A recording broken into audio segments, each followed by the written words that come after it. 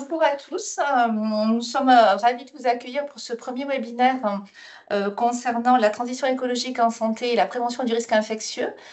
Donc, nous avons préparé ce travail avec un groupe de travail Intercepias. Et en fait, ça correspond un petit peu aux besoins que vous aviez exprimés à travers un questionnaire que vous avions proposé l'année dernière en 2023, où 75% des hygiénistes répondants avaient souhaité avoir un peu plus de formation sur la transition écologique en santé. Alors, on a un défi, hein, vous êtes nombreux à avoir été inscrits, à vous être inscrits aujourd'hui. On a calé sur 1 heure de temps. Donc, en fait, pour ne pas trop créer de frustration, parce que l'enchaînement des interventions est assez rapide, nous vous proposons de glisser dans le chat toutes vos questions et nous vous y répondrons sous forme d'une foire aux questions. Donc, les micros sont désactivés ainsi que vos caméras pour une question de flux. Le programme, donc, vous l'avez tous reçu. Donc, on démarre par les bonnes raisons pour passer à l'éco-nettoyage avec le docteur Carinco, à qui je vais laisser la main de suite. Voilà, je vais juste partager. D'accord, c'est toi qui passes les diapos, tu les as. Oui, oui, je vais juste les récupérer.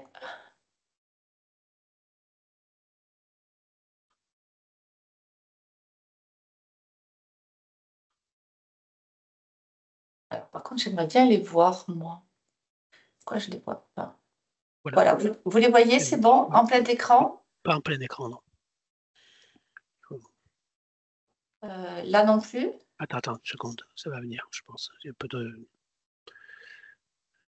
un peu de temporisation, je pense. Non, toujours pas. Toujours pas.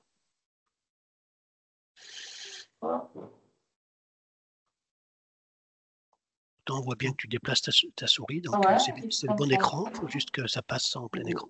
Alors, à partir du début. C'est pas en plein écran, là. Non. Ça l'était tout à l'heure. C'est l'effet démo. Ah ouais, je l'ai fait. Qu'est-ce que je fais? Il veut peut-être pas.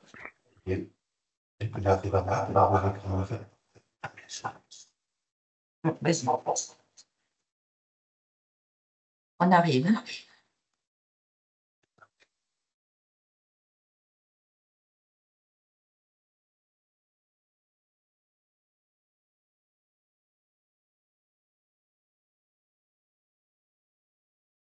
Voilà, là on est en plein écran. Allez, voilà, merci. Excusez-nous pour ce. Okay. Merci. Diapo suivante.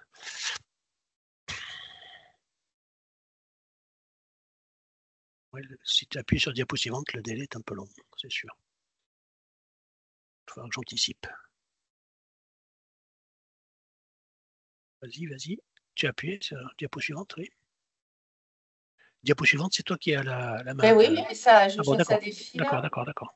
Alors, c'est que ça avance. Ça marche pas. Ça va marcher.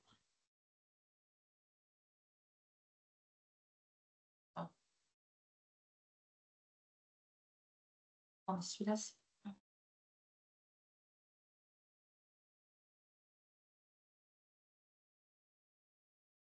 On arrive, hein. On a un petit problème de. Souris. Ah, de souris. C'est le chat qui lui a fait peur.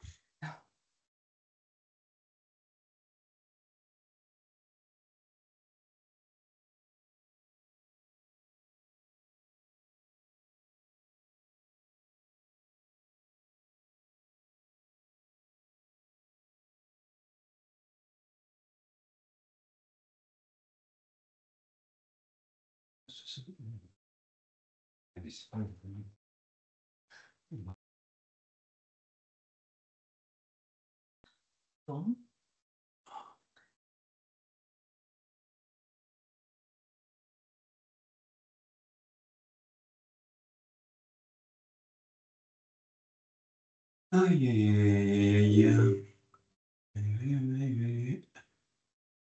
Mais ça marche bien tout à l'heure.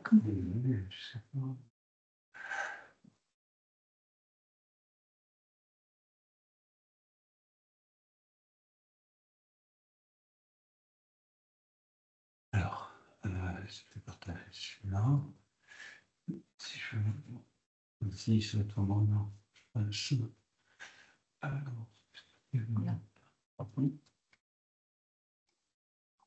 C'est peut-être pas grave si on ne l'a pas en plein écran, parce que là, ça y est, Ouais. on a les Oui, photos. je crois qu'on Ouais. va rester comme ça.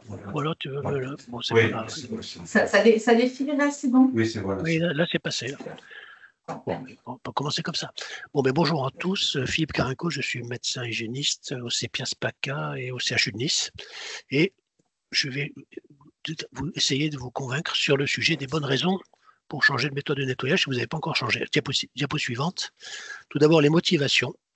La première motivation, c'est qu'on a pris conscience il y a assez peu. La date de cette image, c'est 1968. C'est vraiment l'époque où on a pris conscience réellement que la Terre était un monde fini et aux ressources limitées. Diapositive suivante. Je vais vite parce qu'on est en retard. Donc, après être passé par plusieurs étapes et plusieurs historiques concernant le mouvement qui est né de cette image internationale, je dirais, on arrive aujourd'hui à l'idée que le développement durable n'a pas de raison de durer, parce que c'est le développement qui n'a pas de raison de durer, ne pourra pas durer comme on l'a vécu. Le thème du développement durable étant de laisser à nos enfants la capacité de se développer après que nous on soit passés, si vous voulez. Et on sait très bien qu'on est en train de consommer suffisamment de ressources pour qu'il n'en ait pas assez, ou en tout cas pas les mêmes, et qu'on est en train de modifier profondément la surface terrestre habitable pour nous, pour les animaux et pour les végétaux, les écosystèmes, et que donc on est parti sur une autre logique, surtout dans le domaine de la santé, qui était de préserver ou d'essayer de maintenir un équilibre harmonieux entre ces trois domaines du vivant, que sont le vivant humain, animal et les écosystèmes terrestres et maritimes. L'urgence n'est donc plus d'envisager le temps long inclus dans la notion de développement durable. Alors, je vais très vite je passe bien sûr de nombreuses étapes pour parler de l'essentiel. Les désinfectants principalement, quand on utilise dans nos produits détergents désinfectants dans le domaine de la santé, qui présentent des effets maintenant bien identifiés, d'abord écotoxiques, parce que l'épuration biologique que les stations d'épuration auraient dû apporter aux substances que l'on met dans nos égouts, ben malheureusement, ne peut pas être efficace à cause de la toxicité pour les bactéries de ces désinfectants. Et donc, ce sont les bactéries qui, normalement, sont chargées d'épurer. La génotoxicité pour certains d'entre eux, en particulier ceux dérivés du chlore et les dérivés, les sous-produits de la javel en particulier, et puis certains médicaments qui sont induits dans nos égouts. Ensuite, on a bien identifié qu'il y a maintenant une résistance induite aux antibiotiques par l'usage des désinfectants, par co-résistance, en particulier pour les désinfectants de la famille des ammonium quaternaires, qui sont les plus utilisés aujourd'hui dans notre gamme de produits. Et puis pour certains d'entre eux, il y a des effets perturbateurs endocriniens. Alors je voudrais juste imager ce dernier effet en particulier, donc diapositive suivante, perturbateurs endocriniens direct ou indirect. Et là, vous avez une étude qui a montré, en suivant 750 enfants pendant 5 ans, que les enfants qui étaient élevés dans un milieu domestique où étaient utilisés des désinfectants pour faire le ménage avaient 3 fois plus de chances d'être obèses que les autres. Voilà, c'était par effet indirect. Cette étude étudie également le microbiote de ces enfants, le suivi pendant 5 ans, et on montre que le microbiote n'est pas le même intestinal. Alors, c'est pas qu'ils avalent les désinfectants, mais c'est que dans l'environnement dans lequel cet enfant évolue, eh bien, le microbiome, si vous voulez, n'est pas du tout le même. Et donc, ça donne un microbiome intestinal qui est favorable à l'obésité. Diapositive suivante. Le lien désinfectant-antibiorésistance est maintenant bien acquis, bien établi depuis le début des années 2000. Il a été confirmé par de nombreux travaux, et en particulier, je répète, sur les ammonium quaternaires, mais pas seulement. Là, je vous donne donc 2 références qui montrent, et puis le texte en particulier qui est inclus dans ces références. Diapositive suivante. Cette antibiorésistance, elle est échangeable dans le milieu. C'est-à-dire quand une bactérie est au milieu d'un biofilm, elle échange les capacités de résistance bactérienne avec les bactéries proches au contact, via des échanges génétiques directs de matériel génétique mobile, essentiellement dans les plasmides, mais pas seulement. Et ces échanges bactériens gagnent, enfin, moi, ces éléments génétiques mobiles porteurs de résistance gagnent ensuite l'environnement par le biais de nos égouts. La source est bien sûr l'utilisation d'antibiotiques et de désinfectants par l'humain, mais le résultat, c'est qu'il y a une dissémination environnementale complète qui va toucher, y compris les espèces animales qui jouent le rôle de disséminateurs et de réservoirs, finalement, de réservoirs naturels. Diapositive suivante. J'ai un peu fini sur la partie environnementale en passant très vite, et maintenant je parle plus particulièrement sur une diapo des effets sur l'homme utilisateur de ces produits, et en particulier les personnels qui passent les produits tous les jours. Eh bien, ils sont en premier lieu confrontés à du risque d'asthme professionnel par irritation bronchique chronique. bien identifiés. Le deuxième risque, vous le voyez ici, ce sont les risques cutanés, en particulier les dermites cutanées des mains lorsqu'il y a un mésusage ou un mauvais usage des gants ou des mauvais gants. Vous comprenez que ça, on peut le prévenir assez facilement sur les mains, mais par contre, l'asthme, c'est beaucoup plus difficile parce que ce n'est pas avec des masques FFP2 ou des masques, des masques antibactériens qu'on va se prémunir du risque respiratoire. Diapositive suivante. Autre observation très importante pour vous donner des idées de base qui vont servir pour la suite, c'est que les désinfectants n'ont qu'une utilité très, très courte en termes de réduction de la présence de bactéries. Là, vous avez deux courbes, une en plein et une en pointillé, qui sont anciennes, mais qui sont toujours valables. En plein, c'est une courbe de nettoyage des sols, présence de bactéries sur des sols nettoyés à l'époque où c'était donc du nettoyage avec des balais Faubert au coton, si vous voulez, des franges coton.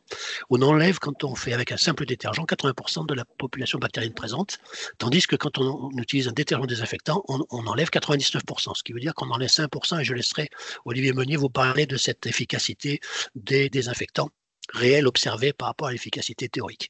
Alors certes, au moment où on pratique ce nettoyage, on est plus efficace sur la réduction bactérienne avec un détergent désinfectant. Mais vous voyez que les deux courbes se rejoignent après 2 heures de temps parce qu'on n'a pas couvert le milieu, parce qu'on n'a pas empêché de se recontaminer, et très rapidement une recontamination. Donc retenez qu'une chose, c'est que quand on désinfecte, c'est pour une durée très courte, et donc il n'y a pas d'intérêt à désinfecter tous les 48 heures ou toutes les semaines ou je ne sais pas quoi. Diapositive suivante. Ensuite, une notion très importante, c'est que les bactéries qu'on nous présente toujours sous des photographies que vous voyez, que vous imaginez, on s'imagine les bactéries colorées, isolées, bien rangées, mais en réalité, ça n'existe pas comme ça dans la nature. Elles sont toujours en associations nombreuses, elles sont toujours multiples, toujours associées, elles vivent en sociétés multiples qui coopèrent ou qui, au contraire, sont en opposition et qui forment, dans l'ensemble, qui s'entourent d'une matière qu'elles sécrètent elles-mêmes, qui s'appelle un biofilm, qui est leur maison, si vous voulez. Et le biofilm, c'est en termes d'hygiène ce qu'on appelle la crasse. Alors, vous avez des exemples de biofilms nombreux. Diapositive suivante. Ce biofilm, il a comme caractéristique principale d'être imperméable aux antibiotiques, aux antiseptiques et aux désinfectants. Donc si on n'attaque pas ce biofilm, on n'arrivera pas de toute façon à atteindre les bactéries qui sont présentes à l'intérieur et qui peuvent y rester très très longtemps, beaucoup plus longtemps que la capacité de survie qu'on observe dans les laboratoires. Diapositive suivante. Et moi, voilà, je m'observe moi-même. Alors, la théorie du nettoyage repose tout simplement sur le fait que tout nettoyage, quel qu'il soit, que ce soit les sols, les surfaces, vos dents, je sais pas, une aile d'avion, votre voiture, votre linge ou votre vaisselle, ne comporte que 4 paramètres sur lesquels on peut jouer, vous voyez, qui sont paramètres chimiques, une action thermique, un temps pendant lequel on le fait et une action mécanique. Et là, vous avez la théorie du nettoyage écrite par Sinner sur le lavage du linge, qui à gauche, c'est les lessiveuses où on utilisait beaucoup de température, on faisait bouillir beaucoup de temps, un peu de chimie, bien sûr, et très peu d'action mécanique, versus la machine à tambour électrique qui augmente énormément l'action mécanique, ce qui permet de diminuer les autres paramètres pour avoir le même résultat. En particulier la température, on ne fait plus bouillir, le temps qu'on gagne. Bon, il a gardé la même paramètre chimique parce qu'il vendait de la chimie, c'était un ingénieur chimiste voilà, qui travaillait chez Heinkel, qui est devenu Ecolab, et donc il vendait de la chimie. Mais on imagine très bien aujourd'hui qu'on sait très bien diminuer le paramètre chimique pourvu qu'on augmente la fraction mécanique ou qu'on augmente la température ou qu'on augmente le temps. Alors, le temps, bien sûr, on ne l'a jamais, c'est l'action mécanique qui va nous aider le plus à agir. Diapositive suivante. Donc, juste un tout petit mot sur le mode d'action des détergents. Des détergents sont des produits qui nous aident à faire en sorte que l'eau mouille, parce que sinon l'eau ne mouille pas, l'eau elle se met en goutte et elle glisse, elle roule. Diapositive suivante. Et donc elle ne peut pas mouiller. Pour que l'eau pénètre, il faut utiliser ces molécules tensioactives qui ont une double polarité, un pôle hydrophile qui va se dissoudre dans l'eau et donc capter les molécules d'eau, les attraper, se fixer aux molécules d'eau, puis l'autre pôle qui va se fixer à tout ce qui n'est pas de l'eau et qui est une graisse en fait, cet autre pôle. Ces molécules sont presque toujours toutes chargées, donc elles sont positives ou négatives, ce qui joue un rôle important dans leur efficacité. Diapositive suivante. Voilà, ça fonctionne de la façon suivante sur une fibre. Vous voyez la fibre avec sa salissure. Eh bien, en présence d'eau et de détergent, les molécules s'orientent de cette façon que vous voyez, accroche la fibre, le pôle hydrophobe qui n'aime pas l'eau, alors que le pôle hydrophile s'oriente vers l'eau. Et pareil pour la saleté. Les molécules se repoussant, la saleté est mise sous forme de micelles, de gouttes dans lesquelles il y a au centre la saleté, en suspension dans l'eau. Il suffit d'éliminer l'eau. Et il vous reste la fibre avec les molécules de lessive qui sont accrochées. Vous pouvez laver autant de fois que vous voulez cette fibre. Il restera toujours assez de molécules chimiques de détergent pour étaler l'eau à sa surface, donc pour mouiller la surface. Donc dès que vous avez lavé une fois votre linge ou votre n'importe quelle surface avec un détergent, elle sera mouillable définitivement. Diapositive suivante. L'action mécanique, on va l'utiliser lorsqu'on on va s'en servir grâce aux microfibres. La caractéristique des microfibres, des textiles en microfibres, c'est que les fibres sont extrêmement fines, extrêmement petites, puisque 1 gramme est étalé au moins sur 10 km. C'est la définition même de la microfibre. Et ça peut aller jusqu'à 100 km par gramme de matière. Et donc, à cette taille-là, les fibres ont des propriétés nouvelles que n'ont pas le coton, des propriétés électrostatiques, des propriétés d'absorption par capillarité et des propriétés abrasives particulières. Diapositive suivante. Voilà, vous voyez là, vous verrez peut-être si on arrive à le lancer, mais ce n'est pas grave que le fonctionnement de la microfibre attrape beaucoup mieux les poussières et les retient beaucoup mieux que la fibre au coton grâce à sa forme. Alors la taille n'est pas respectée, mais la forme c'est bien ça. Diapositive suivante, donc c'est une captation très efficace des impuretés. Après, il faudra bien nettoyer bien sûr la microfibre, mais c'est un autre sujet. Et là, vous avez parmi tous les essais qui ont été faits, vous en avez un que je vous montre ici, d'équivalence de résultats en termes de décontamination de surface en laboratoire entre microfibres et simplement de l'eau pour permettre de glisser. L'eau ne lave pas, hein, l'eau mais permet à la microfibre de glisser et de retenir un peu mieux les saletés que s'il n'y avait pas d'eau. Donc de l'eau et de la microfibre versus en dessous une non-microfibre avec un détergent désinfectant, et vous avez 250 fois l'opération pour que statistiquement on a le même résultat de décontamination de la surface. Diapositive suivante. Alors, faut-il ou faut-il pas désinfecter les surfaces? Je ne parle pas des sols où tout le monde sait qu'il n'y a aucun intérêt à désinfecter les sols. Sur les surfaces, le discours est un peu différent dans la mesure où on sait que montre cette méta-analyse, c'est que si vous êtes hospitalisé dans une chambre où avant vous, il y avait un patient qui portait une bactérie X que vous ne voulez pas porter vous-même, vous avez 2 fois plus de chances en occupant cette chambre d'être contaminé par cette bactérie du patient précédent que si vous n'y avez pas ce patient précédent avant. C'est-à-dire que le milieu est contaminé, peut-être aussi les soignants ont la capacité de toujours transporter à partir du milieu vers le patient. En tout cas, quoi qu'il arrive, il y a une contamination d'un patient au suivant si on ne fait pas une décontamination très, très correcte entre 2 patients. Donc c'est surtout à la sortie d'un patient qu'il faut se préoccuper de désinfecter les surfaces pour éviter que le suivant hérite de la flore du précédent. Voilà mon point de vue. Alors évidemment, en court séjour, c'est un enjeu vrai. En long séjour, ça veut dire que si tous les jours vous désinfectez la chambre de votre patient en long séjour, eh bien tous les jours vous décontaminez les bactéries qui va remettre dans la demi-heure qui suit, comme je vous l'ai montré sur la diapositive précédente. Diapositive suivante. Néanmoins, si je ne vous ai pas parlé de désinfection jusqu'à présent, je vous en parlerai parce qu'il ne faut pas que vous disiez que Carinco dit qu'il ne faut pas les désinfectants. On peut avoir besoin, vous verrez, quand même de désinfection. Voilà pour les alternatives, les méthodes alternatives. Microfibres sans produit, nettoyeur vapeur, c'est la chaleur.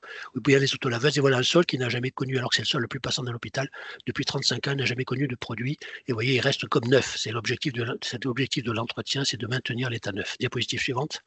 Voilà ce que je vous disais à propos en situation épidémique. Conservez l'usage de vos désinfectants lorsqu'on en a besoin, mais à condition de bien le choisir, hein, un virucide pour un virus, un bactéricide pour une bactérie, etc. Pour un champignon, un antifongique, un fongicide. Pour un insecte ou un parasite, un insecticide. Et pour une spore, un sporicide. Donc, savoir choisir, ça veut dire savoir pourquoi on utilise ce produit et pas de la désinfection universelle qui ne marche pas. Diapositive suivante.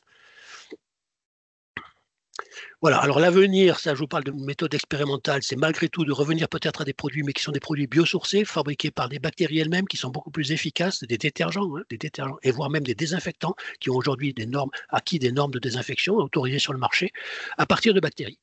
Donc c'est pas inintéressant, qui produisent donc des substances qui les mettent en opposition, qui empêchent d'être colonisé, l'environnement d'être colonisé par d'autres bactéries. Hein. Soit on les enlève et on laisse la nature en remettre sans savoir lesquelles vont revenir et on n'est pas sûr d'avoir ce qu'on veut, soit on en met des bactéries en faisant en sorte que les autres ne puissent pas venir puisque le terrain est déjà occupé.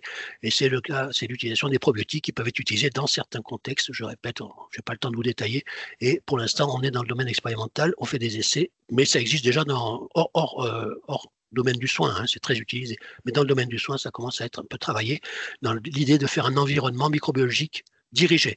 Et donc, j'ai terminé, je crois, sur la suivante, qui est simplement qu'il existe un guide qui décrit un peu ces méthodes dont je viens de vous parler et les principes, qui a été donc commandé par l'agence régionale Auvergne-Rhône-Alpes de santé, Auvergne-Rhône-Alpes, pour ces établissements et qui a été écrit en commun par 2 CEPIAS, ARA et PACA. Voilà, donc si vous voulez vous y référer, vous avez là l'endroit où vous le trouvez, mais si vous tapez guide de l'éco-nettoyage Auvergne, agence Auvergne Rhône-Alpes, vous tomberez dessus. Voilà, je vous remercie de votre écoute. Et donc pour les questions, vous pouvez les écrire et puis nous, on vous répondra sous forme de FAQ. Je vous rends la main. Merci Philippe, j'arrête le partage et je vais laisser peut-être Olivier Meunier partager, puisque ce n'est pas une réussite côté Toulouse.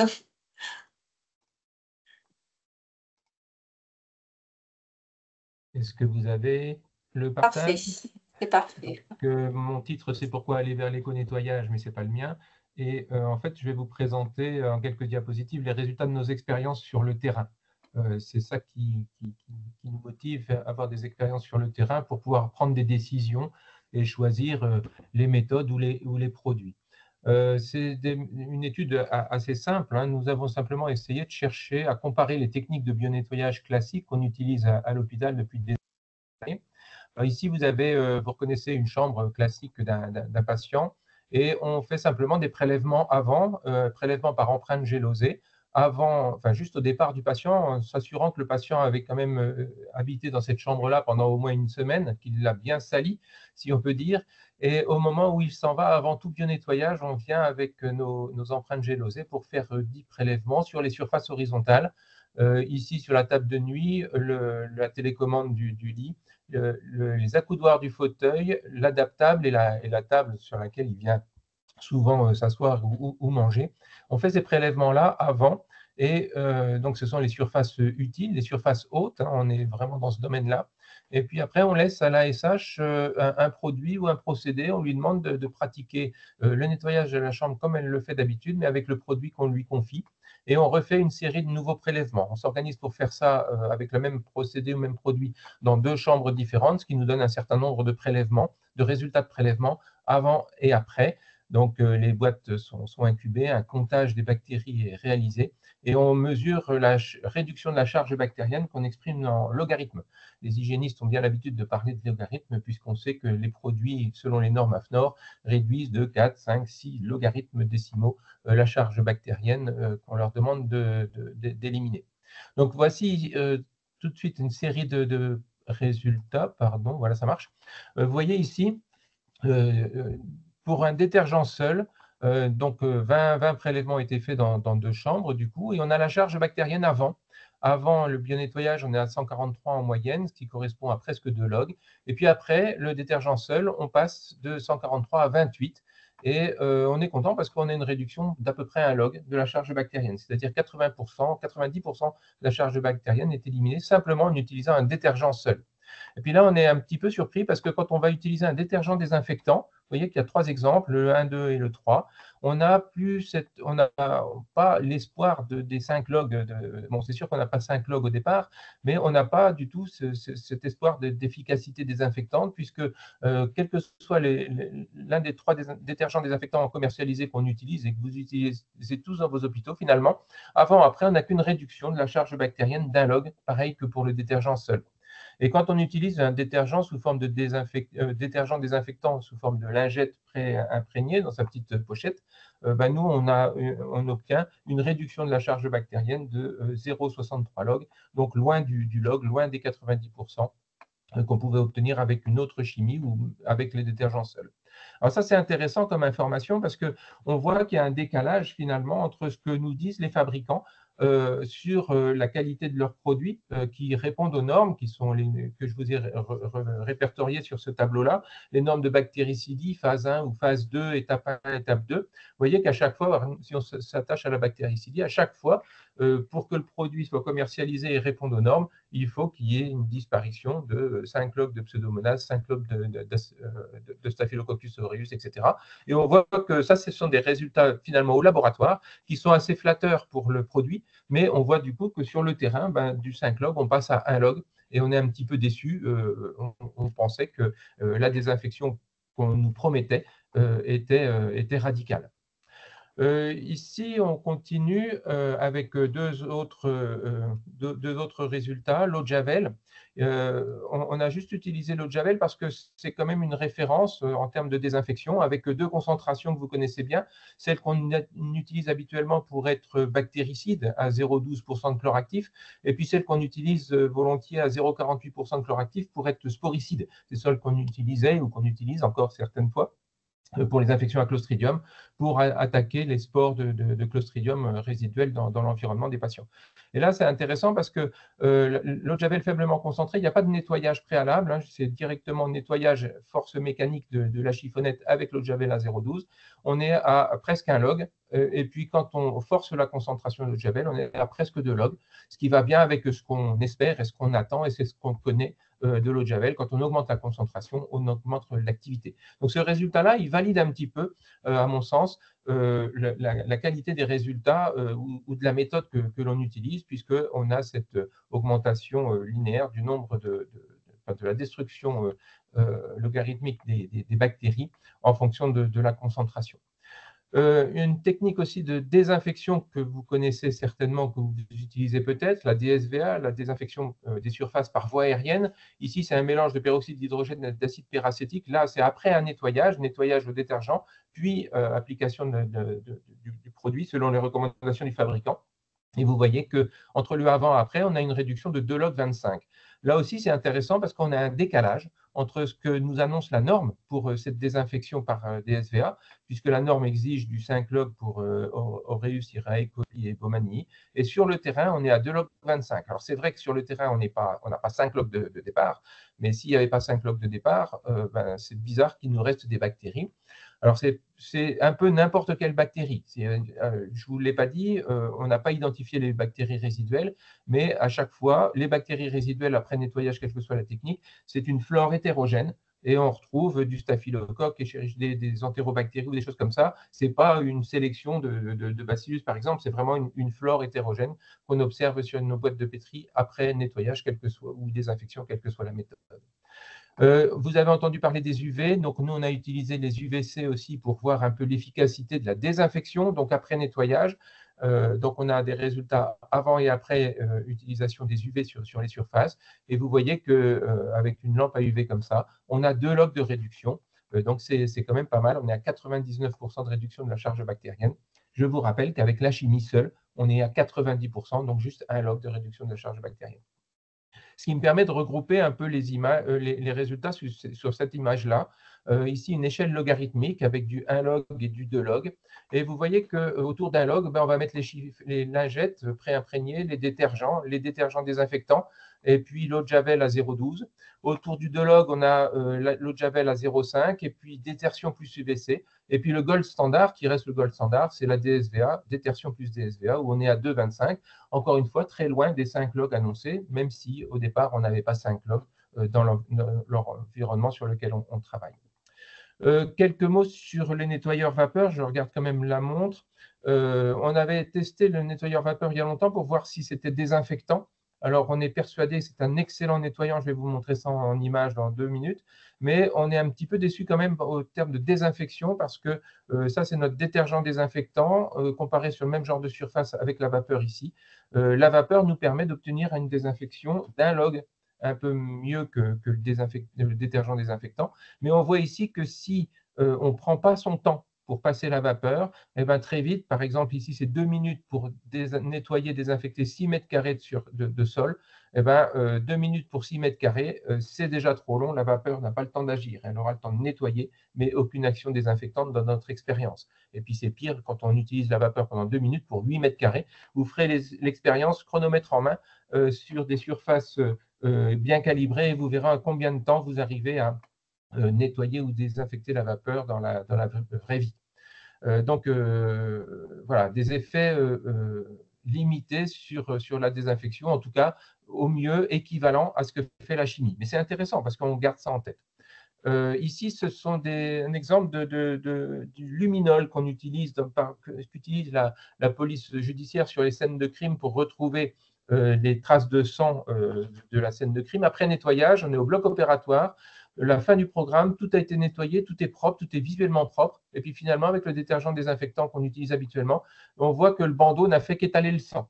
Donc, ce n'est pas forcément dramatique puisque le sol n'est pas à risque de contamination, mais c'est quand même pas très satisfaisant de voir qu'on étale le sang de toutes les interventions successives et ça doit s'accumuler comme ça de jour en jour parce qu'on n'a pas une bonne méthode de nettoyage. Le détergent désinfectant sur un bandeau ne permet pas d'aller dans les infructuosités, par exemple ici sur les pédales du bistouri électrique, les pieds de la table ou la pédale de la poubelle, alors que la vapeur ici nous permet d'éliminer complètement les traces de sang. Donc on a le avant et le après avec la limite du passage de la vapeur. La vapeur permet d'éliminer complètement les traces de sang et permet d'aller éliminer très certainement ces taches résiduelles sur des zones inaccessibles au bandeau ou à la chiffonnette. Rapidement sur les microfibres, on a voulu aussi tester l'efficacité des microfibres.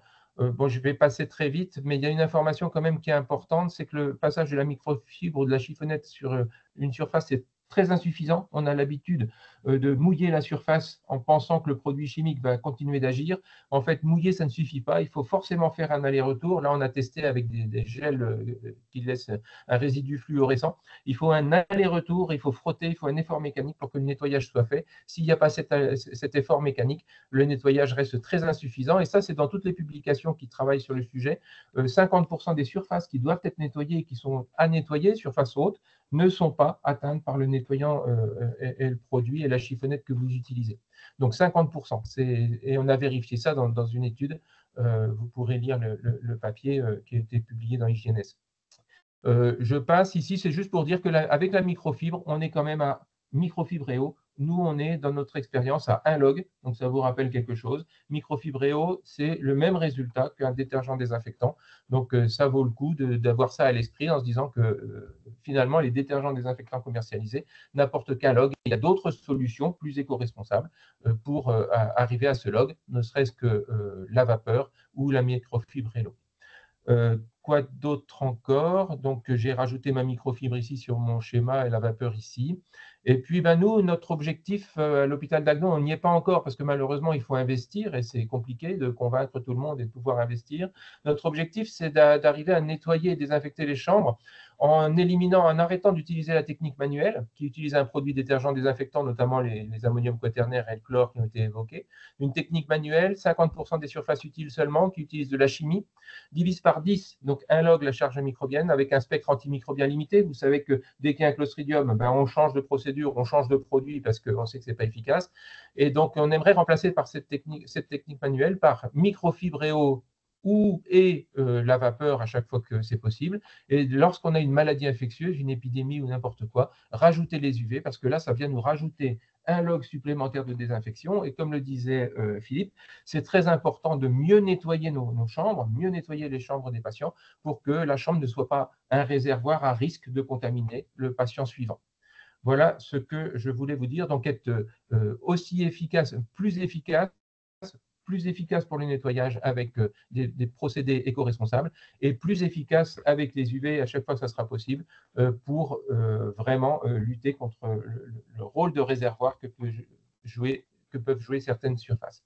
Je vous remercie de votre attention. Merci Olivier Meunier pour cette présentation très complète. Dans la session qui suit, on vous a proposé à 4 mains de répondre en fait aux fausses bonnes idées voilà, qui sont souvent véhiculées autour de l'entretien et des produits. Donc je vais partager, j'espère que je n'aurai pas de soucis. Voilà, donc je pense que vous voyez mon écran, oui, c'est bon, voilà. Alors, il y aura Karen Van Koetsen du CEPIAS Arad, Stéphanie Leflot du CEPIAS Bretagne, Nathalie Baudet du CEPIAS Pays de Loire, Philippe Carenco du CEPIAS PACA et moi-même du CEPIAS Occitanie. On va s'enchaîner, voilà, on va se succéder autour de fausses bonnes idées. Karen, si tu veux. Oui, bonjour à tous. Je vais attendre que tu passes la dia. Ça y est. Voilà. Alors, la première fausse bonne idée, ce serait d'utiliser de l'ozonné comme méthode d'éco-nettoyage. On a réparti un peu différents aspects, notamment l'impact sur le risque infectieux. Pour l'instant, aucune étude ne démontre l'efficacité en utilisation réelle de cette eau ozonée. On sait que des études ont été faites pour le linge par le centre, l'Institut de recherche sur l'entretien et le nettoyage, dont je vous ai mis le lien sur la diapositive et qui montre qu'en fait, la qualité de lavage en utilisant l'eau ozonée n'est pas supérieure à une eau classique ou une eau avec détergent. À savoir que l'ozone n'est pas soluble dans l'eau, hein, c'est un gaz qui est injecté dans de l'eau, et que l'eau ozonée désinfectante, l'efficacité normative n'est pas toujours complète, notamment pour le domaine médical, donc sur les normes du domaine médical. Pour l'instant, en tout cas, on ne connaît pas, nous hygiénistes, d'eau ozonée qui répondent en l'entièreté de ces normes, notamment les phases 2, étape 1, étape 2. Enfin, on sait que l'ozone est instable, donc au niveau du composé chimique, et que le maintien de la concentration active dans le temps est incertaine. Donc, on a une efficacité extrêmement éphémère. Ce que vous voyez un peu sur le graphique là, que vous avez en bas de la diapositive, où vous avez effectivement l'ozone et le temps. Et on voit bien que ça diminue de façon assez importante, notamment quand on est à 25 degrés, c'est-à-dire la température ambiante. Si on prend les 3 piliers du développement durable, qui sont l'impact social, économique et écologique, en ce qui concerne l'eau ozonée, il faut du temps agent pour la maintenance, puisqu'on va avoir un appareil, donc ça va également jouer sur l'impact économique. Il y a un achat d'un générateur d'ozone et un entretien à faire. La génération également de composés toxiques. Donc, il faut savoir que cette ozone a la capacité effectivement de venir créer des polluants, notamment avec les composés organiques volatiles qu'on va retrouver dans l'air ambiant et peuvent créer des oxydes d'azote qui sont effectivement dangereux. Et donc, vous avez l'Institut national de la recherche pour la santé et des maladies professionnelles qui a établi une note d'information à ce sujet en déconseillant complètement de l'utilisation de l'eau ozonée pour le moment. Sur l'impact économique, effectivement, l'ozone est plus onéreuse que l'eau seule. Et sur l'impact écologique, on va supprimer et diminuer la chimie, certes, donc moins de rejet, protection de l'environnement, mais on va avoir une pollution ambiante selon le type d'appareil qui peut être plus ou moins importante. Donc l'eau ozonée, oui, mais c'est un procédé récent, peu de recul sur l'efficacité. En ce qui concerne le bionettoyage, Olivier Menet vient de vous démontrer que la microfibréo ou la vapeur d'eau peuvent très bien remplacer déjà un détergent désinfectant. Donc pourquoi aller rajouter une autre méthode? Donc il faut avoir un regard critique sur les dossiers scientifiques qu'on va vous remettre si vous êtes démarché par des sociétés qui vendent des producteurs, des générateurs d'eau ozonée. Lisez bien les publications, les rapports, demandez-leur les rapports et faites-vous aider de votre équipe d'hygiène, EOH, EMH, voire de votre CEPIAS. Voilà, Stéphanie. Bonjour à tous. Alors moi, j'avais en charge la question des petites odeurs dans nos structures et la question, c'était est-ce qu'il faut utiliser un détergent désinfectant surodorant? Alors, je vous ai fait un petit rappel lexical parce qu'effectivement, le milieu est très vaste de ces produits. Vous avez donc les produits surodorants qui sont censés masquer une odeur par une autre plus agréable. Vous avez les absorbeurs d'odeur qui vont relarguer donc des composés volatiles odorants qui sont souvent emprisonnés dans une matrice, donc un gel ou une structure matricielle, ce qui fait qu'il va y avoir un effet rémanent, alors qu'effectivement, habituellement, quand on pchit un surodorant, il n'y a pas d'effet rémanent.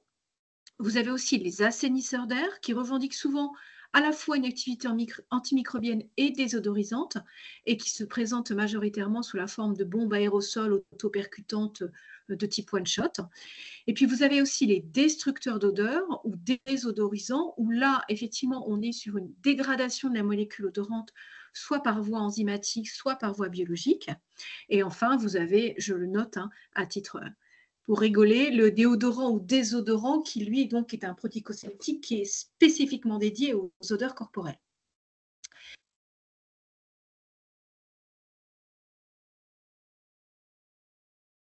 Ah, Stéphanie? Pardon, excusez-moi. Oui, on t'a perdu. 2 minutes, c'est bon. C'est bon, vous m'avez retrouvé. Alors, est-ce qu'il faut utiliser un détergent désinfectant surodorant? Est-ce que ça a un impact déjà sur la prévention du risque infectieux? Clairement, la réponse est non, ça n'a aucun impact. Est-ce que ça peut avoir un impact sur la santé humaine ou l'environnement?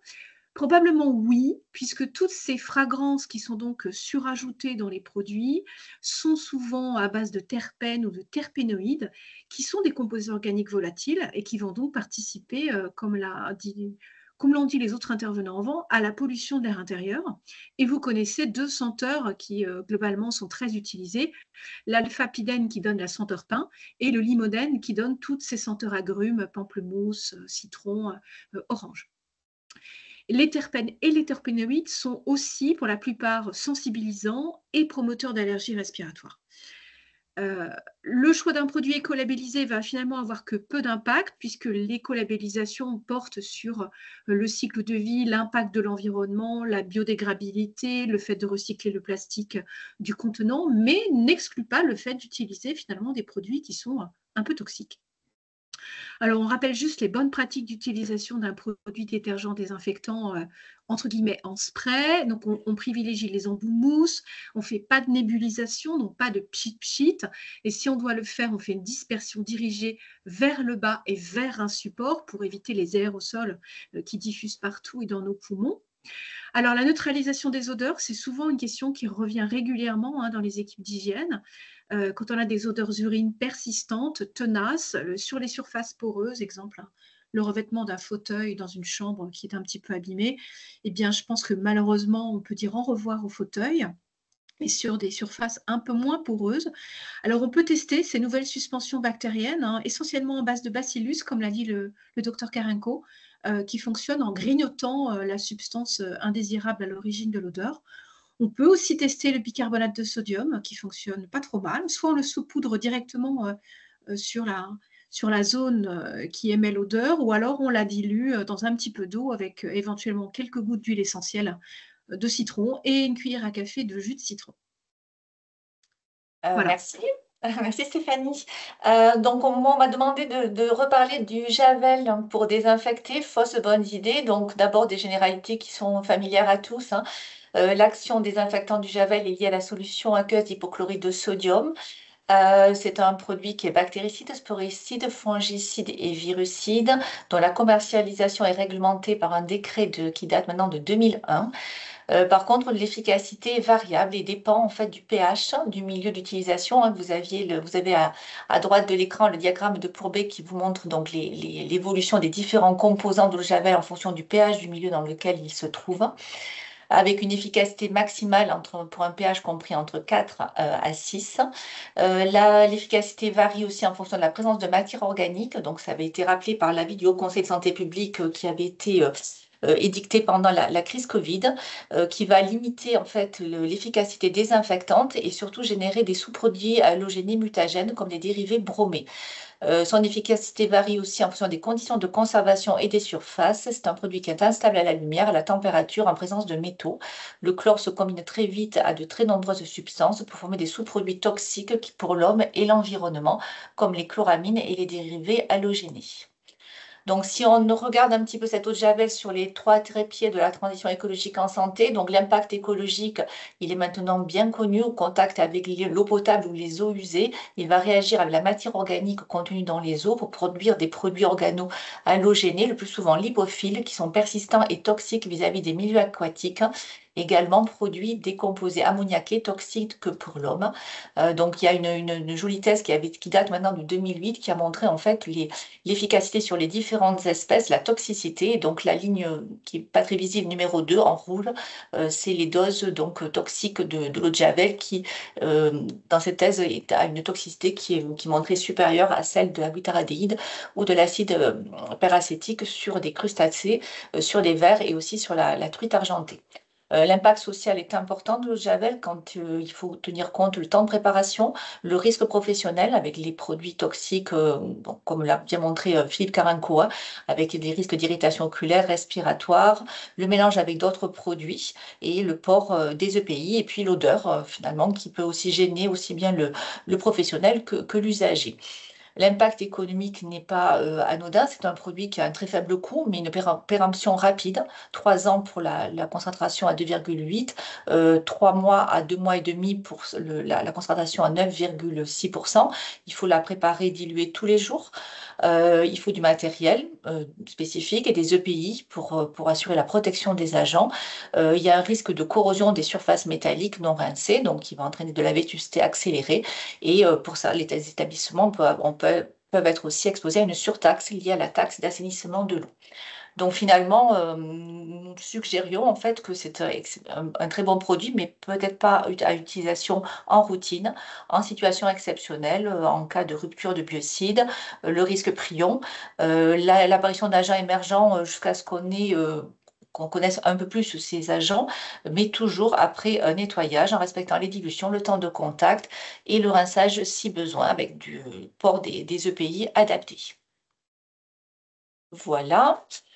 Je ne sais pas, Philippe, tu veux que j'enchaîne? Il y avait une question, la désinfection des sols est-elle nécessaire en établissement médico-social et en établissement de santé? On ne va pas refaire la présentation. Les deux premiers intervenants vous ont, je pense, convaincu. Non, dans la majorité des cas. Mais vous avez déjà de la réponse et aucun guide ne demande de désinfecter les sols en routine. Les précautions standards s'appliquent en cas de souillure accidentelle par un liquide biologique. Je ne sais pas, Philippe, si tu veux rajouter quelque chose. Voilà, c'est une des indications où il faut conserver des désinfectants en cas de souillure accidentelle par un liquide biologique et on désinfecte l'endroit qui est souillé après avoir collecté proprement et prudemment les liquides biologiques. Voilà. Bon, c'est ce que je voulais dire essentiellement. Nathalie Baudet, la suite. Oui, bonjour. Donc, moi, je me proposais de parler du gain de temps qu'on peut obtenir en passant au lavage du sol à la microfibre. Donc, c'est une question. En fait, lors d'un changement d'organisation, souvent le paramètre temps est évoqué. Donc, en première intention, on va dire non. En fait, le passage à la microfibre ne permet pas de gagner du temps parce que ça met en évidence que toutes les étapes doivent être respectées, notamment l'étape du dépoussiérage du sol avant le lavage, parce qu'on voit une dérive assez courante dans certaines équipes, des professionnels qui nettoient directement le sol avec leur bandeau de lavage, microfibre ou non, pour gagner du temps sans faire de dépoussiérage.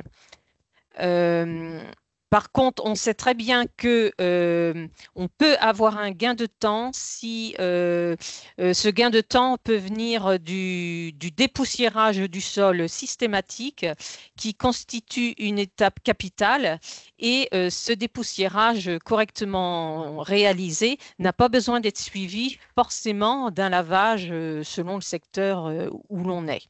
Donc, pourquoi est-ce qu'on doit forcément dépoussiérer le sol? Parce que dans 1 gramme de poussière, on retrouve plus d'1 million de bactéries. Et cette poussière est une source majeure des micro-organismes que nous respirons et que nous remettons en suspension par simple déplacement d'air. Donc, pour éviter la remise en suspension de cette poussière, il faut toujours balayer, toujours dépoussiérer, donc soit avec des gaz préimprégnés qui sont encore largement utilisés, des gaz qui sont à usage unique ou des bandeaux secs qui sont réutilisables. Cela permet d'optimiser le passage ensuite de la microfibre de lavage ou du bandeau de lavage et d'arracher plus facilement les micro-organismes qui sont restés sur le sol. Donc, l'efficacité du dépoussiérage est telle qu'il n'y a pas besoin de laver certains sols tous les jours. Donc, ça, c'est vraiment un élément important. Il est réalisé, ce dépoussiérage est réalisé donc, par des gaz à usage unique qui ont un agglutinant, des gaz qui sont souvent roses ou blanches, qui permettent d'éliminer la poussière du sol sans la remettre en suspension. Ces gaz ont le défaut d'être grasses et donc d'encrasser les sols. Donc, elles sont souvent très légères. Les agents souvent en fixent plusieurs sur le balai. Elles se déchirent facilement. Elles exigent d'avoir un balai spécifique. Et puis, ça demande beaucoup de manutention puisqu'il faut se baisser à chaque fois qu'on met une lingette, enfin une gaze à usage unique. On peut aussi effectuer un dépoussiérage avec une raclette préconisée par certains fournisseurs. C'est une raclette qui a une lame de caoutchouc synthétique qui évacue en un seul passage les poussières, les salissures et éventuellement l'eau. Et puis, nous avons les microfibres à sec, utilisables à sec, qui ont un effet électrostatique et capillaire très important et qui permet d'attirer toute la poussière. Donc, ce n'est pas forcément un gain de temps, mais si on fait un bon dépoussiérage, on n'est pas obligé de nettoyer le sol, de le laver. Et puis, la microfibre, bien sûr, amène beaucoup d'autres gains au niveau des conditions de travail, au niveau de l'écologie, et puis aussi au niveau de, c'est un réel impact, ça peut avoir un réel impact psychosocial, puisque c'est un projet très participatif, très impliquant pour les agents, mais qui doit être bien accompagné pour éviter toutes les tensions qui peuvent se produire lors d'une telle réorganisation. Merci Nathalie. Philippe? Oui, alors, souvent on nous parle du coût, bien sûr, d'un changement de pratique. Et l'investissement peut être un obstacle. D'abord, il faut savoir qu'il y a toujours un investissement, même s'il est transparent, parce qu'il est fait régulièrement pour renouveler le stock existant. Et il y a donc un coût, la fonction d'entretien n'a pas zéro coût. Hein. Donc, si on veut faire des comparaisons, il faut partir aussi d'un coût mesuré. Mais au-delà de cela, lorsqu'on fait un investissement pour changer de produit, en particulier de microfibres, il faut bien remarquer que les microfibres sont beaucoup moins lourdes que les bandeaux coton. Et donc, la différence de poids se traduit par une différence de coût au blanchiment, à la blanchisserie, si vous voulez. Hein, parce que la blanchisserie résonne en termes de coût au poids. Que vous ayez d'ailleurs votre blanchisserie interne ou pas, c'est le poids qui détermine le coût, puisque ça détermine la capacité de la charge de la machine à laver, de la lessive qu'il faut mettre, la quantité de lessive et d'eau utilisée. Donc vous mettrez beaucoup plus de bandeaux microfibres dans une machine à laver pour un passage que de bandeaux coton. Donc lorsque vous changez, intégrez ce coût. Je vous donne un exemple là, de ce qui avait été fait sur l'hôpital de Toulon, un grand hôpital, où l'investissement s'était remboursé dans l'année, en fait, l'investissement en microfibres pour l'ensemble de l'hôpital, grâce à l'économie en lessive. Je ne parle pas des autres économies, puisqu'on fait également l'économie de produits, puisqu'on ne mettra plus de produits normalement sur les sols. Et enfin, il y a également une économie qui ne nous était pas apparue évidente au départ, on n'avait pas compté là-dessus, mais en fait, elle est apparue très vite. C'est que les microfibres mouillent beaucoup moins le sol, donc le séchage est plus rapide. Et de ce fait, il y a beaucoup moins d'accidents de travail liés aux chutes, d'accidents, ou également pour les résidents, si vous avez des résidents, aux chutes sur sol mouillé. On l'a vu tomber le taux d'accidents de travail, qui a donc permis également une économie qu'on imagine à la fois sur le plan humain, sur le plan social et sur le plan économique. Voilà, vous avez des chiffres qui peuvent vous servir de témoin. Vous voyez, on a gagné 100 000 € en quelques années, ce qui a largement permis de rembourser les investissements. Merci Philippe. On enchaîne, on aura un petit peu de retard, hein, mais on va essayer de tenir le timing. Karen? Oui, alors la fausse bonne idée, mais dans l'enchaînement de ce que vient de dire Philippe, c'est renouveler tardivement son stock de microfibres. C'est-à-dire au-delà du nombre de cycles recommandés, quand on attend un peu trop, la microfibre peut se détériorer, avoir une moindre efficacité, donc un risque d'encrassement des surfaces et reconstitution d'un biofilm. Ça va donc avoir un impact sur une difficulté d'installation de la technique, une adhésion progressive à la méthode. Parce qu'on a un attachement effectivement à la chimie. Donc l'impact écologique, les cycles de vie sont plus longs, donc le cycle de vie du bandeau microfibre notamment, ou de la microfibre, donc moins de gaspillage de ressources, c'est-à-dire si on tarde à renouveler son stock de microfibres et qu'on tire sur la durée de vie de la microfibre, on va forcément faire au niveau économique des économies. Par contre, on va avoir un risque de remise en place de la chimie pour compenser la moindre efficacité sur les surfaces, et puis un risque de relargage de microplastiques dans l'environnement, puisqu'ensuite une microfibre qui va s'abîmer va relarguer des fibres de plastique. Alors, à savoir que bientôt, des filtres vont être obligatoires sur les machines à laver, notamment pour pouvoir effectivement capter les microplastiques. Donc l'impact économique, on a moins de coûts de remplacement, effectivement, mais la durée de vie donnée par les fournisseurs est souvent plus courte. Ça nous incite à changer beaucoup plus rapidement les microfibres que leur durée de vie réelle sur le terrain. Donc l'investissement est ensuite rapidement couvert de toute façon par les économies en blanchisserie par contre.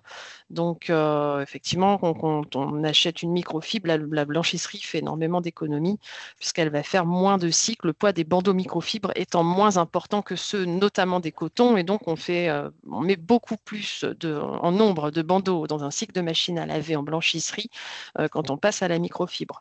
Donc renouveler tardivement son stock de microfibres, oui, mais il faut connaître le le taux de renouvellement des bandeaux ou des lavettes de son établissement. C'est-à-dire que généralement, on peut nous vendre un bandeau à usage long avec 300 cycles, mais en fait, on sait que disparition oblige dans son établissement, un bandeau finalement n'a une durée de vie que de 60-70 cycles, donc inutile d'aller investir dans une durée de vie extrêmement longue. Donc, choisir une microfibre avec un nombre de cycles adapté à son établissement et planifier le renouvellement des stocks circulants. Alors, pour suivre la durée de vie de sa microfibre, on peut avoir des systèmes couleurs. D'autres établissements ont des puces RFID qui vont permettre de voir exactement le nombre de cycles. On peut également faire une évaluation visuelle de la qualité du tissage, c'est-à-dire qu'on voit la microfibre se réduit, devient moins épaisse. Et puis surtout, on demande l'avis des utilisateurs parce que c'est les premiers qui vont vous dire « mais moi, j'ai l'impression que c'est beaucoup plus fin et que ça nettoie moins bien et que c'est là, c'est signe qu'il y a un renouvellement à faire. » Donc, il faut investir dans de la microfibre avec des matériaux de constitution provenant de plastique recyclé. Finalement, c'est ce qu'il y a de mieux. Et puis, on peut faire recycler sa microfibre également quand elle est usagée, mais uniquement si elle est en 100% polyester.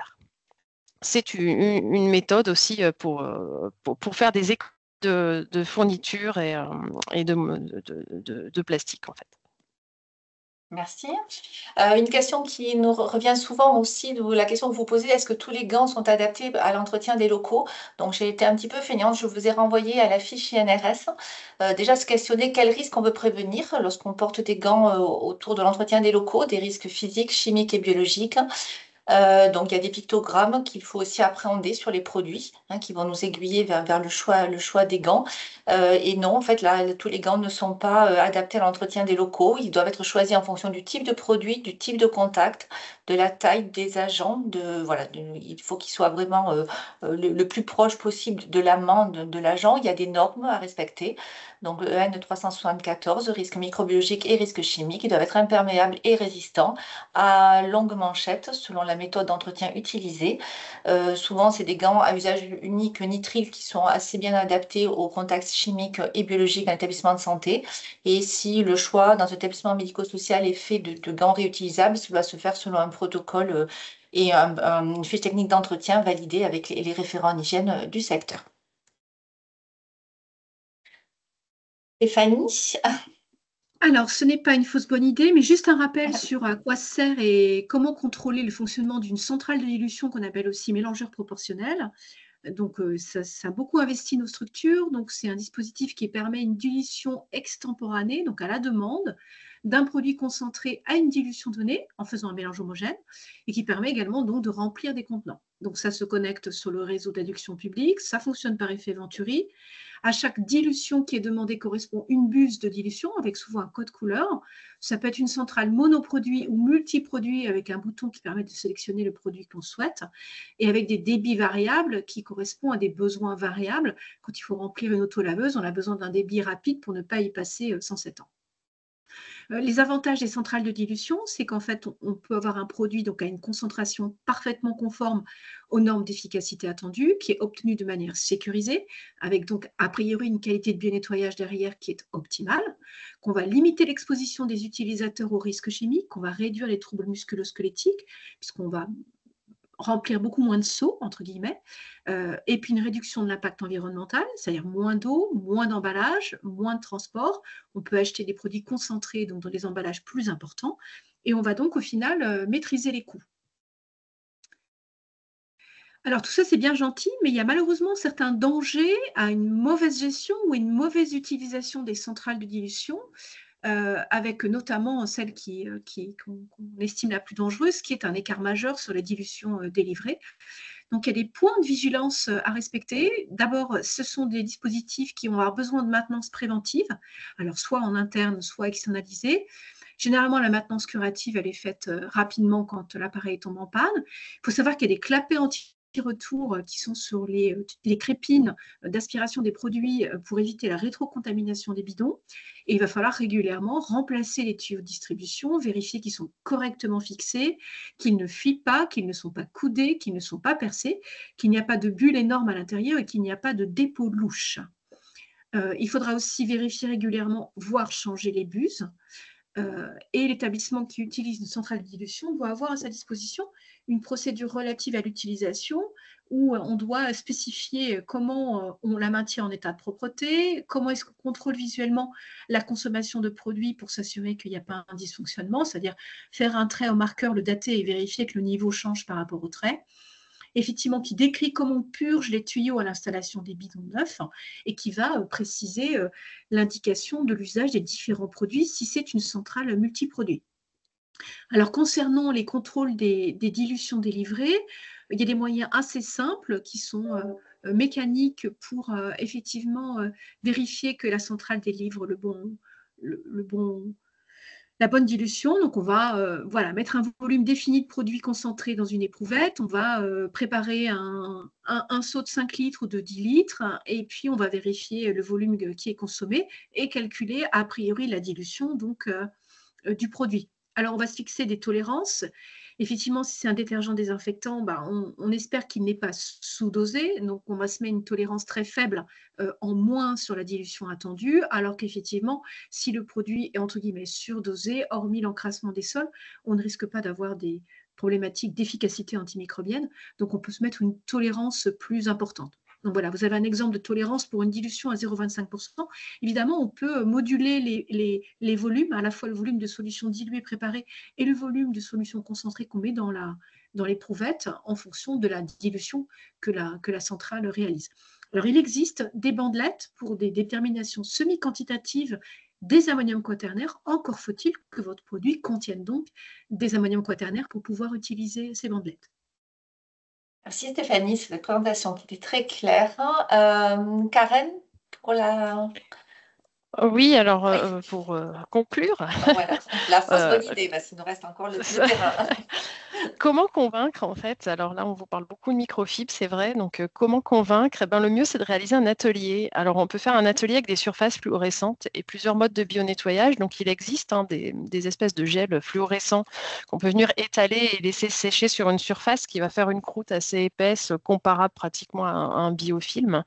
Donc là, dans l'exemple que je vais vous montrer, vous avez une lavette microfibrée de l'eau, une lingette désinfectante et une lavette à usage unique avec du détergent désinfectant dilué. Et donc, on va tartiner une table avec la substance fluorescente qu'on va laisser sécher 1 à 2 heures. Donc là, on voit bien, c'est bien fluo partout. On va prendre une lavette et on va faire un seul passage du haut de la table vers le bas. Donc, vous avez à gauche la lavette à usage unique imbibée. Non, pardon, c'est la lavette, oui, c'est ça, usage unique pré-imprégné. Vous avez la lavette microfibre au milieu et vous avez la lingette désinfectante à droite. Et quand on repasse en lumière noire, effectivement, voilà. Donc, on voit bien en plus la trace de la main. Donc, on voit bien effectivement sur un seul passage la puissance du nettoyage. Là, j'insiste, c'est-à-dire qu'on a mis du gel fluo et on voit bien qu'avec un seul passage, en fonction de ce qu'on a utilisé, on est rapidement saturé sur les 2 extrémités, alors que la microfibre au milieu. Donc, ça, c'est pour une surface. Je ne vous dis pas qu'on peut remplacer les détergents désinfectants pour les surfaces hautes par la lavette microfibre, mais à partir du moment où vous pouvez faire la même chose avec le sol et à partir du moment où vous avez des surfaces qui n'ont pas besoin d'être désinfectées, on peut très bien utiliser la microfibre et l'eau en remplacement d'un détergent. Ça nettoie tout aussi bien et c'est la preuve par l'image, donc ça marche très très bien quand on fait un atelier et ça permet de convaincre certains agents qui peuvent être un peu réticents parce que là ils font et ils voient, quoi. Voilà. Parfait, c'est très très clair. Merci Karen. Donc je vais arrêter le partage donc il nous reste, on a les 10 minutes de retard du départ, vous êtes encore 658 connectés et donc le dernier temps de ce webinaire est consacré au retour d'expérience. Donc nous allons écouter Madame Karen Duval, et ensuite Madame Stéphanie Burel. Voilà, je vais vous laisser partager, c'est convenu comme ça. Voilà, on aura 10 minutes de retard, les 10 minutes perdues au départ pour nos problèmes techniques. On s'excuse par avance.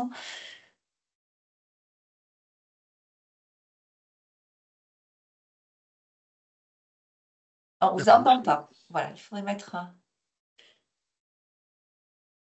le micro. Oui, Est-ce que vous avez mon écran? Ça y est, parfait. On a tout. C'est parfait. Donc, bonjour à tous. Merci pour l'invitation. Écoutez, vous allez retrouver tout ce qu'on vous a expliqué auparavant dans ce retour d'expérience.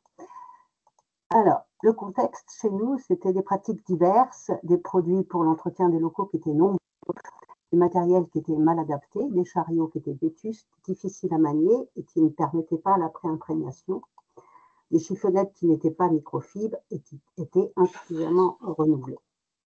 Donc, on a saisi l'opportunité de la rénovation des services pour améliorer l'ensemble de ce processus d'entretien des locaux hors zone à risque 4 et réduire par l'occasion les risques professionnels et environnementaux. Alors, dans les objectifs, c'était de transformer nos pratiques en exploitant les nouvelles technologies dans un double objectif, la prévention, bien sûr, du risque infectieux, mais aussi le développement durable dans ces trois dimensions, écologie, environnement, économique et social. Alors, pour garantir un environnement propre favorisant la qualité des soins dans le volet prévention des IAS, prévenir les TMS et l'exposition aux produits sur le volet social, réduire la consommation pour le volet économique et écologique, la consommation d'eau, et réduire la consommation et le rejet de produits dans l'environnement pour le volet écologique, économique et social, avec tout ce qu'on vous a exposé précédemment de la toxicité de ces produits et des co-résistances qu'on vous a exposées aussi. Alors, on a utilisé la méthode des 5 M pour gérer le projet et identifier les axes d'amélioration. C'est un bon outil pour faire le tour du problème. Donc, pour le milieu, on a bien défini les fréquences d'entretien selon les niveaux de risque et le matériel à utiliser pour l'entretien mécanique a été choisi selon les préconisations des fabricants de sols. Pour la méthode, on a réalisé nos documents en intégrant la pré-imprégnation et l'utilisation de l'eau seule pour l'entretien des sols. On a créé un livret qui a été remis à chaque ASH, notamment avec les nouveaux arrivants. Pour le matériel, donc l'achat de ces chariots qui étaient beaucoup plus maniables, beaucoup plus légers, facilement nettoyables et qui étaient surtout équipés pour faire la pré-imprégnation. Et tout ça, ça a été choisi avec un groupe pluriprofessionnel.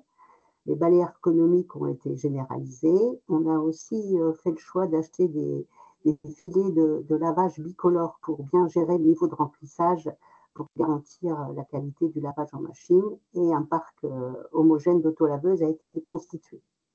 Pour les matières, donc la microfibre a été généralisée aux chiffonnettes. Effectivement, le renouvellement des articles est un aspect très important.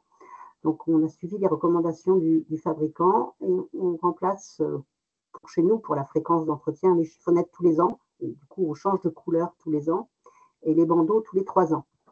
On a supprimé les produits chimiques quand c'était possible, en n'utilisant que de l'eau sur le sol, ou des alternatives moins néfastes, comme le détartrant, le vinaigre ménager en gel pour détartrer. Et arrêter l'utilisation de la javel sur les faïences des sanitaires. Pour la main-d'œuvre, la mise en place de ce nouveau matériel a été accompagnée sur le terrain. Et dans un deuxième temps, on a formé dans des ASH des services de soins début 2023 en 2 sessions, une en théorie et après je suis retournée auprès d'elles, auprès de leur chariot pour voir leurs difficultés et parler du pratico-pratique. Et là récemment, j'ai formé l'équipe de bio-nettoyage puisque chez nous, il y a deux équipes. Les ASH qui sont dans les services de soins, qui sont gérés par les cadres, et sur le médico-technique et les locaux autres, c'est un service autre. Donc, je les ai vus là au mois de juin. Donc, j'avais fait une première évaluation par interview après la première session auprès des ASH des services de soins sur comment elles utilisaient maintenant leur matériel. Et sur les 22 ASH, on avait quand même que 16 qui utilisaient l'eau pour le sol tous les jours, voire en alternance avec du détergent, ce qu'on a laissé un petit peu de flexibilité pour avancer doucement et convaincre doucement. La pré-imprégnation n'est pas très bien appliquée sur les chiffonnettes, un peu moins encore sur les mobs, bien qu'elles connaissaient quand même ce principe de la pré-imprégnation.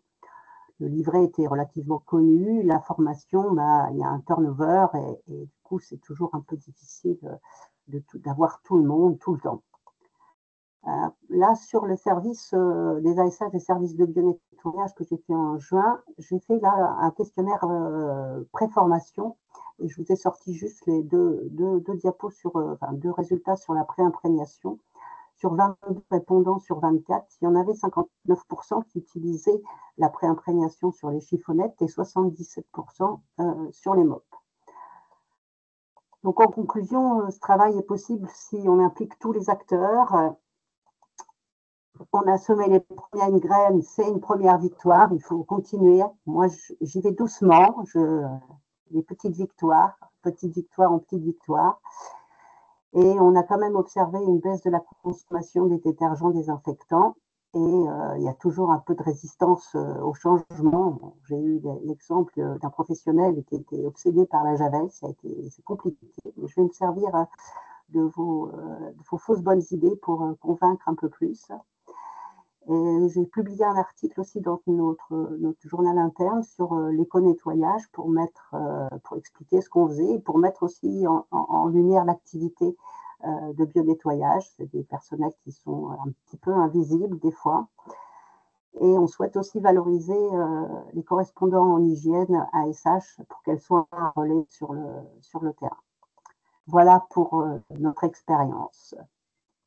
Ouais, merci beaucoup pour cette déclinaison opérationnelle de ce qu'on a essayé de vous dire depuis le début de ce webinaire. Donc, et pour finir, donc, on accueille Madame Stéphanie Burel.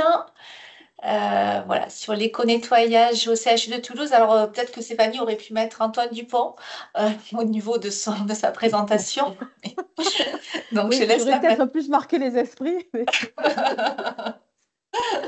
Alors, je récupère juste la présentation. Alors, ça va être un petit peu un bis repetita de ce que tout le monde a pu aborder et évoquer depuis le début de ce webinaire. Juste l'éco-nettoyage au CHU. Alors, je passe juste sur la première diapo parce que là, je pense que... Voilà. Excusez-moi. Oui, donc un bis repetita. Alors, d'une façon générale, le CHU a intégré une démarche RSE et la filière, forcément, la filière bionettoyage et gestion des déchets, parce que pour la peine, j'ai double casquette. On s'est inscrit dans cette démarche-là depuis plusieurs années maintenant, en ayant un focus forcément sur les 4 piliers RSE. Alors, d'une façon générale, je vais un petit peu vite parce qu'après, je voudrais juste évoquer du coup l'association. Pour ne pas perdre trop de temps et prendre trop de temps à chacun. Sur la filière bionettoyage, donc, on a travaillé sur la dématérialisation de la traçabilité, la mise en place du travail en journée en continu pour les agents, la machine vapeur de façon élargie. Bien évidemment, le gros sujet qui nous intéresse et sur lequel on parle depuis bien longtemps, le lavage des sols sans chimie, avec l'utilisation des bandeaux microfibres. On a créé également un lot de produits écolabellisés dans le cadre des appels d'offres. Et dernièrement, on a fait une étude sur la cobotique, qui est la collaboration entre la machine et l'humain, notamment pour le nettoyage des sols, et tout en restant un nettoyage des sols à l'eau. Sur la partie donc éco-nettoyage, pour entrer un peu plus dans le vif du sujet, donc bien évidemment l'utilisation de la vapeur qui est en place au CHU depuis 2012. On a environ 33 machines Sanivap pour tout ce qui est approfondi, précautions complémentaires hebdomadaires dans les blocs opératoires et 11 machines Sanivap au peroxydin, principalement utilisées en présence de Clostridium difficile. Donc, comme je vous disais, depuis 2017, un lot dédié produits écolabellisés, présent donc dans le cadre des appels d'offres, avec 4 ou 5 produits, notamment détergents, détartrants pour les sanitaires, les produits vitrants, le liquide vaisselle et la lessive en poudre pour la blanchisserie. Depuis 2022, nous avons mis en place le lavage des sols avec la microfibre, donc sans chimie. Ça s'est fait sur 6 mois, donc bien évidemment une validation du process par le CLIN, une étroite collaboration avec le GCS Blanchisserie qui nous a grandement accompagnés dans le choix des bandeaux et qui a été quand même assez aidant d'ailleurs sur ce choix-là, n'a pas eu trop d'exigences et a laissé un petit peu les utilisateurs et donc la filière et les agents définir précisément le besoin.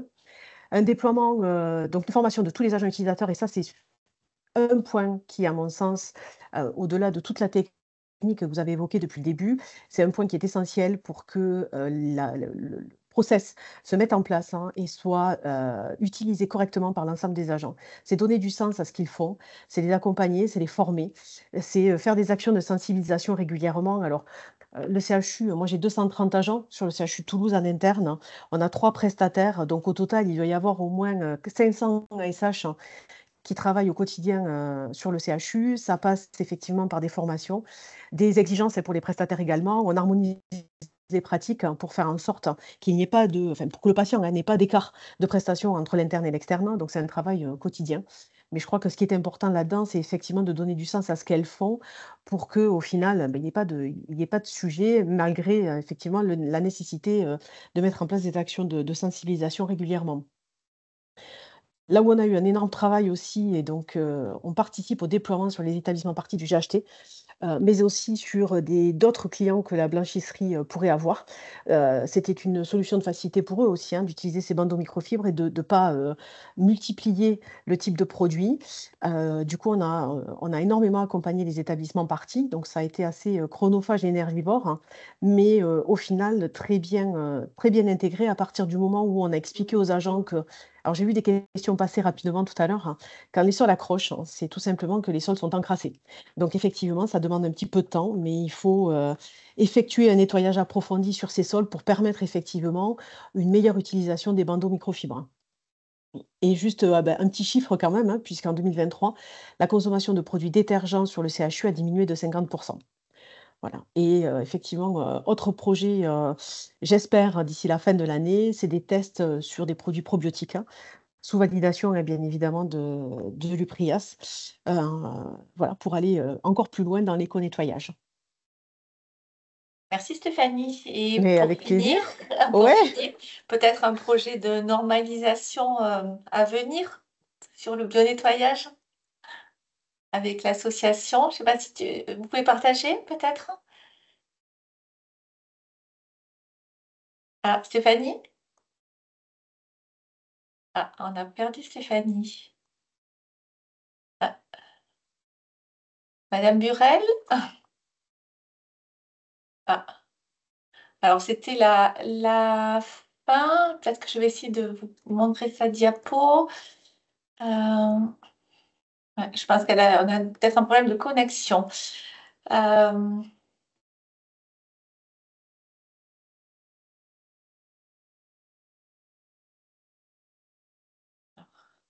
Ah, excusez-moi, j'ai été Ah. déconnectée. Et voilà, oui, pardon. Bon, c'est vraiment pour la fin. Donc, vous êtes encore presque 500, plus de 500 connectés. Donc, on a pris du retard. Donc, le défi est à moitié relevé. Mais Stéphanie, voilà, avait une dernière une présentation rapide à faire. Allez-y, Oui, Stéphanie. c'est ça. Pardon. Juste pour faire un petit peu de promo pour notre association, puisqu'effectivement, on s'est rendu compte avec crise sanitaire aidant que la fonction bio-nettoyage était quand même un pilier dans la chaîne de soins. Donc, nous avons créé depuis quasi un an l'association des responsables de bio-nettoyage en santé. Donc, je pense que je partage mon écran, j'espère que tout le monde peut le voir. Donc, la RBS, donc, qui a vu le jour grâce aussi, portée par la dynamique du docteur Caranco et avec l'aide également du docteur Meunier, on a créé l'association en partenariat en fait avec l'URBH, qui est l'Union des responsables de blanchisserie hospitalière. Donc, contexte, alors je vais très vite avec des objectifs bien précis, pouvoir échanger, former, rassembler, créer, partager également. Donc, l'association, c'est mettre en lien l'ensemble des acteurs du bio-nettoyage afin de promouvoir notre activité, nos partenaires et nos évolutions techniques, dans l'optique d'une meilleure prise en charge patient résident et d'une évolution significative des compétences et des conditions de travail des agents. Rapidement, donc, le bureau est constitué, il y a 14 sièges, et donc vous voyez un petit peu, alors le nord de la France pêche un petit peu, enfin le nord-est surtout, mais nous avons des représentants au sein de l'association et du conseil d'administration de plusieurs institutions. Donc, voilà, vous aurez les présentations. N'hésitez pas à nous contacter si jamais vous avez des questions. Si vous souhaitez adhérer, c'est avec grand plaisir. Les prochaines journées d'études ont lieu du 9 au 11 octobre à Orléans, toujours en partenariat avec l'URBH. Donc, il y aura une partie bio-nettoyage et une partie blanchisserie. Les inscriptions sont encore ouvertes. Donc là, à moins d'un an, on a 25 partenaires techniques à peu près et on a plus de 80 adhérents. Donc, ce qui est une très bonne nouvelle. Je pense que voilà, on essaye de communiquer au mieux. C'est pas toujours facile d'avoir les bonnes adresses, les bons noms. On a souvent des retours erronés, d'adresses erronées, mais on s'accroche, on y croit et c'est des participations comme aujourd'hui qui nous permettent aussi d'avoir d'avoir un peu plus de public. Rapidement, le pré-programme pédagogique sur l'hygiène des locaux. Donc, on a notre docteur Caranco qui va nous faire une présentation sur l'hygiène des locaux, ainsi que le docteur Morange, qui est responsable de l'OH au CHU de Tours. On a un focus sur le management des organisations avec la gestion des postes aménagés. En matériel de nettoyage, on aura un focus sur la cobotique. Et bien évidemment, point extrêmement important sur l'environnement et RSE, récupération des eaux de nettoyage et la désinfection des siphons à la vapeur. Voilà, donc nous avons une adresse mail asso.rbs@gmail.com et nous sommes disponibles pour répondre à toutes vos questions et voilà, toutes les questions et tout ce dont vous pourriez avoir besoin. Merci Stéphanie. Écoutez, un grand merci à tous les participants et également à tous les intervenants qui ont fait la richesse de ce webinaire. Vous avez de nombreuses questions dans la foire aux questions, donc on va essayer de vous répondre. On a vos adresses mail et de la mettre en lien avec les supports. Et peut-être Philippe, qui est responsable de ce sous-groupe, peut-être je te laisse le mot de la fin. Très rapidement, merci d'avoir écouté jusqu'à la fin pour ceux qui sont restés jusque-là. J'espère que ça vous a été utile. Je soutiens complètement cette association ARBS, qui est une association professionnelle, une union professionnelle, qui a de multiples buts et qui manquait dans le paysage, en tout cas professionnel. Il y avait bien des associations d'entreprises, mais ça n'a rien à voir avec l'association de professionnels.